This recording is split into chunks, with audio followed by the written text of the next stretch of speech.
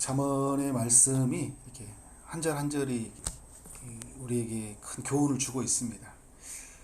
다양한 영역에서 우리에게 지혜를 주고 있죠. 오늘 6장만 봐도 보증에 관한 이야기, 게으름에 관한 이야기, 또 7가지 하나님이 미워하는 죄 이야기, 그리고 그 간음, 그러니까 음행한 삶의 그 결과가 미치는 그런 파장들에 관한 이야기들, 이런 이야기들에 관한 교훈을 주고 있어요. 1절을 보면 내가 만일 이웃을 위하여 담보하여 타인을 위하여 보증하였으면 이라고 이야기를 시작하죠.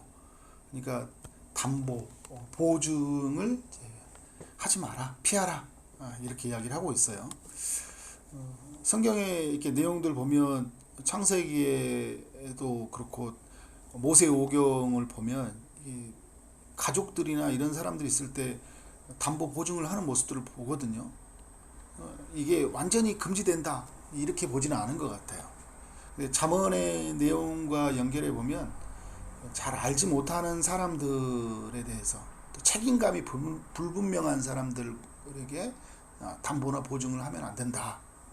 근데 잠언에서 많은 내용들을 말하는 거 보면 어지간하면 이 담보나 보증을 하면 안 된다. 이제 이걸 이야기해주고 있어요. 이웃을 위하여 담보하여 타인을 위하여 보증하였으며, 2절에 보니까 내 입의 말로 내가 얽혔으며 내 입의 말로 인하여 잡히게 되었느니라. 보증을 서준다는 것 때문에, 담보를 해준다는 것 때문에 그 말에 묶여버려서 굉장히 큰 공경에 처한다라는 거거든요. 그래서 말을 이렇게 쉽게 해주면 안 돼요.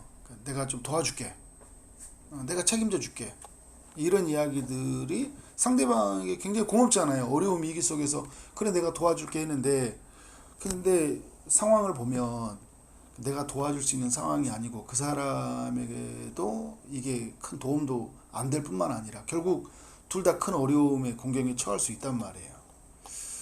그래서 어떻게 해요? 나중에 해준다는 말 때문에 묶여버려요. 그래서 어떤 일이 있을 때는 기도해 볼게, 생각해 볼게, 이렇게 한 다음에 이제 나중에 정중하게, 그죠? 정중하게 거절하든지. 잠언에 보면 다른 사람들을 어려운 사람들을 도우라고 계속 권장하거든요. 그러니까 이렇게 생각할 수 있잖아요.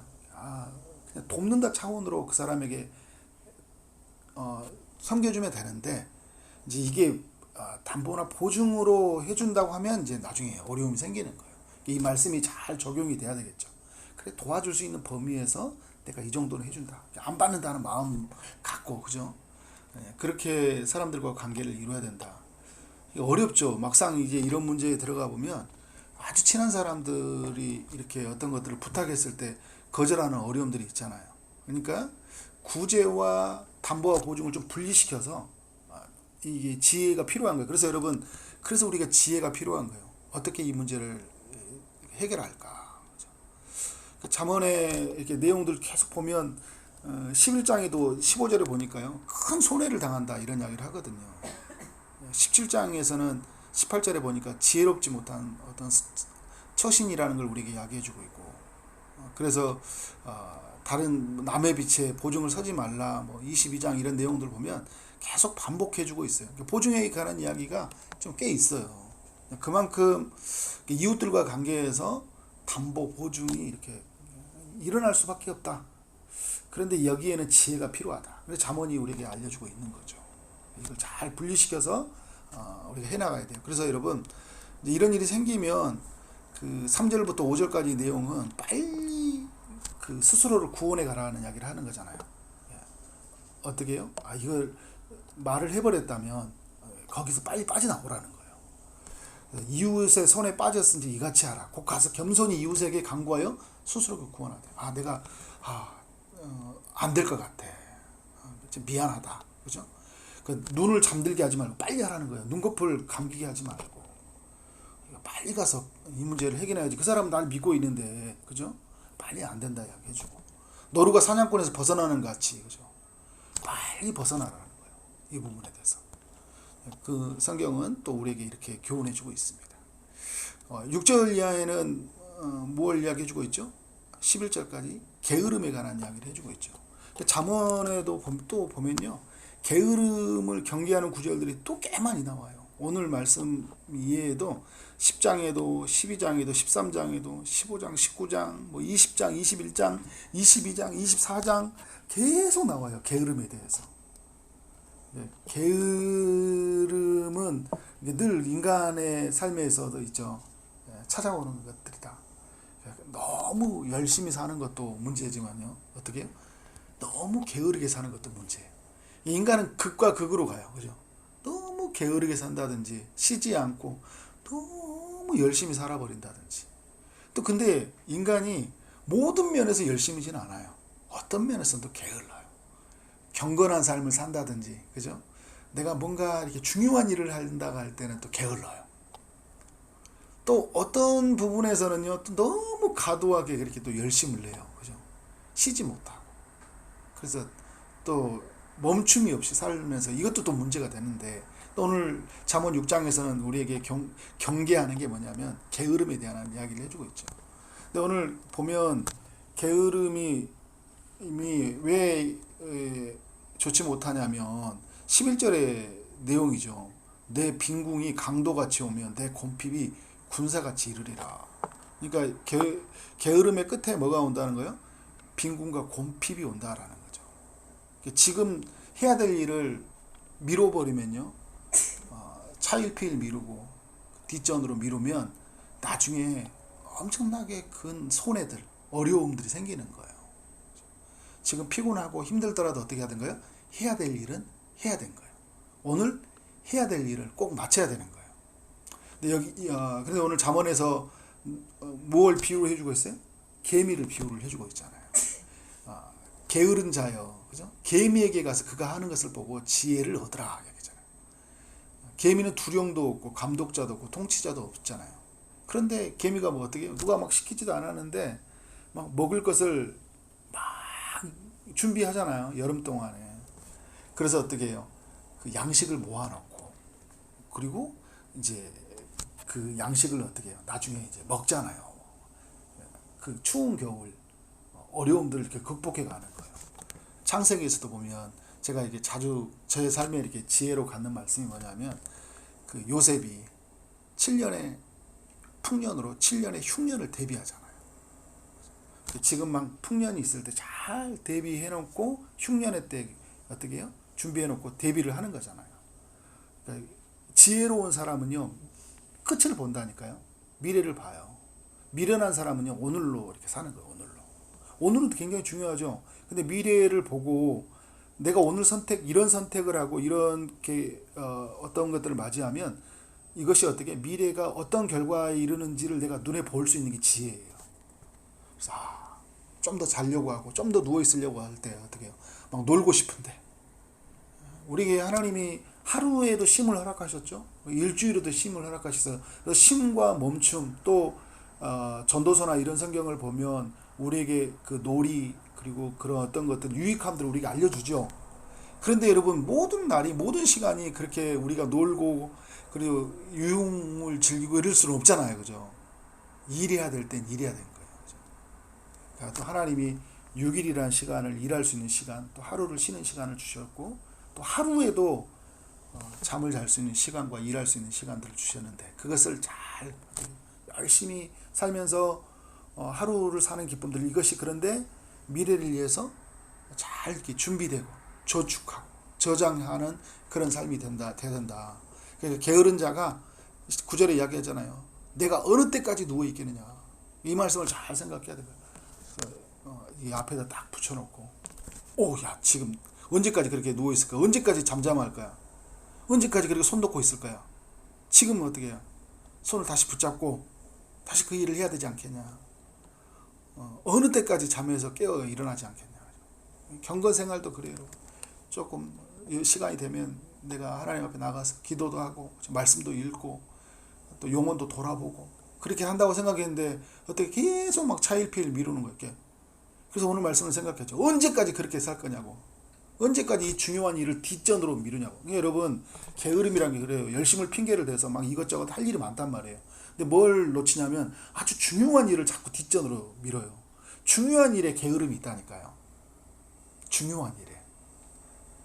우리가 우선순위가 있을 때 급한 거 중요한 일 할 때 중요한 걸 먼저 하라고 이야기하잖아요. 그죠? 중요한 거. 자꾸 그런 일에 대해서 우리가 게으름을 피울 때가 굉장히 많이 있어요. 좀 더 자자, 좀 더 졸자, 좀 손을 모으고 좀 더 누워있자 하면 내 빈궁이 강도같이 오며 내 곰핍이 군사같이 이리라. 이 잠언의 말씀이 얼마나 우리에게 큰 교훈, 지혜가 되는지 몰라요. 우리도 살면서 오늘 잠언이 말한 것처럼 개미에서도 지혜를 보고 살면서 보면 이게 나오잖아요. 아, 맞아. 저렇게 열심히 사는 사람들의 모습을 보면서도 게으른 사람, 부지런한 사람들을 보면 이게 딱 보면 나오잖아요. 아, 맞다. 저렇게 부지런하게 살아야 한다. 게으르게 살면 안 된다라는 걸 우리가 알게 되는 거죠. 잠언이 참 이렇게 우리에게 또 이렇게 은혜를 줘요. 12절부터의 내용은요, 15절까지 보면 굉장히 악한 삶에 대해서 이야기해 주거든요. 불량하고 그죠? 악한 자들 이야기하고 있잖아요. 구부러진 말 하고 함부로 말하고 다니고 눈짓, 발로 손가락질하고 마음이 패역한 마음을 품으며 항상 악을 깨어 다툼을 일으키는 자라. 그러니까 이 어떤 사람들 그렇게 살아가는 사람들이 있어요. 근데 그들의 결과는 뭐냐면 갑자기 재앙이 내려 당장에 멸망하려 살릴 길이 없으리라.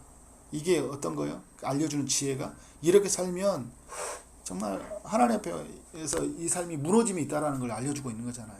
멸망하여 살릴 길이 없느니라. 그러니까 우리가 이렇게 말씀하면서 그래, 내가 이렇게 말하는 게 나를 무너지게 하는 거야. 그죠? 이렇게 손가락질하고 눈짓하고 그렇게 악한 자의 길을 살면, 그러니까 여러분 삶이란 게 그런 것 같아요. 게으르게 사는 것들이 찾아오는 빈국, 곰핍이 있고요. 그 악하게 사는 삶이 가지고 있는 삶의 이런 어떤 악한 결말이 있어요.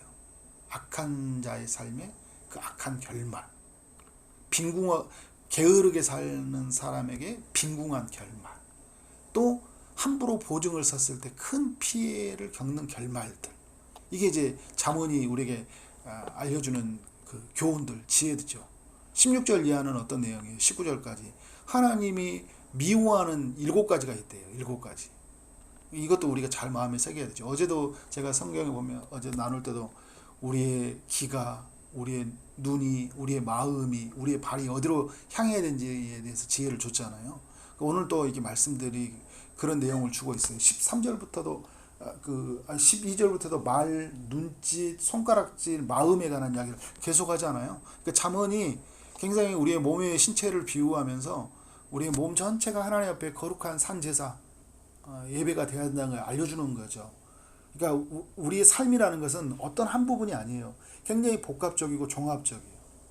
그러니까 그런 부분이 우리가 잘 다스려져야 된다는 거거든요. 근데 오늘 이제 하나님이 싫어하는 7가지가 이런 거잖아요. 교만한 눈과, 그렇죠? 여기에 이제 또 신체를 비유하고 있죠. 교만한 눈.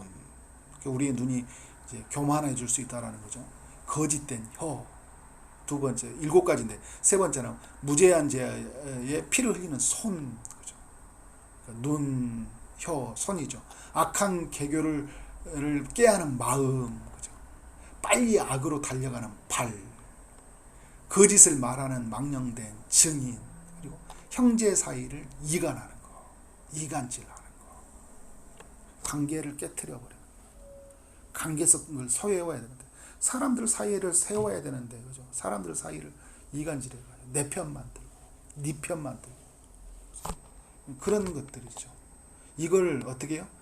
16절 시작이 이런 이야기잖아요. 하나님이 미워하고 하나님이 싫어하는 거다. 이게 7가지를 우리에게 이야기해주고 있어요. 그래서 우리가 어떻게 피할 수 있냐? 그러니까 이제 그것만 말한 게 아니라 17절에 그래서 아버지의 명령이죠. 어머니가 준 법을 떠나지 말고 항상 마음에 새기고 다니라. 하나님 말씀을 늘 붙들면서 어떻게 해요? 우리의 손, 눈, 발, 마음, 이런 혀, 모든 것이 어떻게 해요? 하나님 미워하시는 것이 아니라 하나님이 기뻐하시는 삶의 방식으로 사용되어져요. 우리의 눈이, 그죠? 항상 겸손하게 하나님을 바라보고 그렇게 나아가야 하는 거죠. 그래서 23절에 보면 대제 명령은 등불이요 법은 빛이라고 이야기하잖아요. 훈계와 책망은 생명의 길이다. 이게 여러분 사는 길이에요. 이게 이게 하나님의 법에 붙들려 있는 것이 어떻게 해요? 그게 내가 그래야 바른 길을 볼 수 있는 거고요. 그리고 진짜를 볼 수 있는 거예요. 이게 나를 사는 것이라고. 그러니까 우리가 오늘 또 이렇게 말씀 앞에 서면 우리의 삶이 좀 정리가 되잖아요. 아, 맞다. 그죠? 마음의 법을 두면 또 어떻게 할까요? 그게 나를 움직여 가는 거예요. 나를 살리는 거예요. 근데 이후에 또 말씀이 이제 계속 강조하는 잠언의 말씀이요. 또 우리에게 말하는 게 뭐냐면, 이제 24절 이하에서 할 때, 그 악한 여인에게, 이방인에게 혀로 호리는 말에 빠지지 않게 하라. 그래서 이제 마음의 그 어떤 음행한 삶에 대해서부터 멀리 하라는 거예요. 마음에서부터, 삶에서. 그러니까 어제도, 이제 그제도 계속 보면 어떻게, 어제 내용도 보면, 음행한 삶에 대해서 경고를 줬잖아요. 그죠? 이 잠언이 계속 그 음행에 대한 경고를 주고 있어요. 그러니까 뭐 보증에 관한 이야기, 게으름에 관한 이야기, 그리고 우리 혀와 눈과 그 마음과 모든 이야기들을 계속 이야기해 주면서 또 이야기해 주는 게 뭐냐면, 또 음행한 삶에 대한 결과가 인간의 삶에 미치는 그 파장, 영향이 얼마나 큰지에 대해서 경고해 주고 있어요. 이건 여러분, 이 이야기는 우리의 삶에 그냥 계속 일어날 수 있는 이야기예요. 잠언의 이야기는. 지금도 우리는 그런 이야기를 겪고 있고, 그럼 어디에서 이런 이야기에 대한 답, 이런 이야기에 대한 지혜를 얻느냐? 그러니까 우리 너무 감사한 게 잠언을 우리에게 펼치니까 이런 이야기가 나오는 거잖아요. 근데 이 말씀이 내게 깊이 임하는 말씀이 되고 나를 움직이는 말씀이 되도록 하려면 하나님의 성령의 인도하심이 절대적으로 필요하겠죠. 그래서 이 새벽에 기도할 때 하나님의 성령으로 말씀이 밝게 비치게 하여 주시고, 말씀의 인도를 받아서 우리에게 삶에서 찾아오는 수많은 그 이기들, 어려움들, 유혹들을 이겨내도록, 그래서 하나님 앞에 믿음으로 살아가도록 그렇게 기도하는 하루가 되어지기를 주의 이름으로 축원합니다. 아멘.